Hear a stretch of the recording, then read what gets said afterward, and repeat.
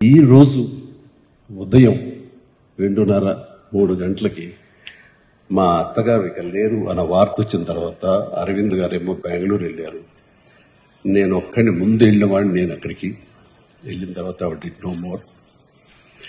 ఆ సమయంలో గోపి గారు మనం అనుకున్న ఈ ఆర్గాన్ డొనేషన్ గురించి నాకు గుర్తుకొచ్చింది.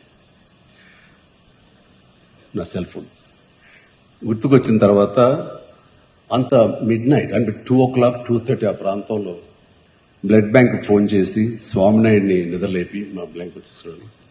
ఎల్వి ప్రసాద్ హాస్పిటల్ ఎవరైనా టెక్నీషియన్స్ ఉంటారా, నేను ఆవిడ కానీ ఐ డొనేషన్ కి నేను మిగతా ప్రిపేర్ చేస్తాను అంటే, సార్ ఈజీ చేయొచ్చు సార్, వాళ్ళు రెడీగా ఉంటారు, స్టాండ్ బై 24/7 అంటే వాళ్ళకి తీసుకురా ముందని చెప్పేసి అరవింద్కి ఫోన్ చేసిన. అరవింద్కి తెలిసి ఎయిర్పోర్ట్కి బయలుదేరాడు. అరవింద్లు ఇవ్వాలనుకుంటున్నాను, నాకు అత్తమ్మ గారికి మా అమ్మగారికి మధ్య ఒకసారి ఒక కాన్వర్జేషన్ జరిగినప్పుడు మీరు ఇస్తారా అని అడిగాను.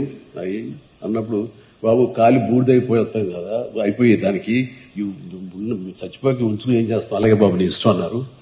ఎక్కడ ప్లెడ్జ్ ఫార్మ్స్ మీద సంతకాలు పెట్టలేదు, కానీ ఆ మాట నాకు ప్లెడ్జ్ లాగా అనిపించింది.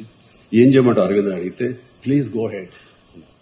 సో ఎర్లీ మార్నింగ్ అది తీసి నేను హాస్పిటల్కి వెంటనే పంపించాను. దానికి సాక్ష్యమే ఇది.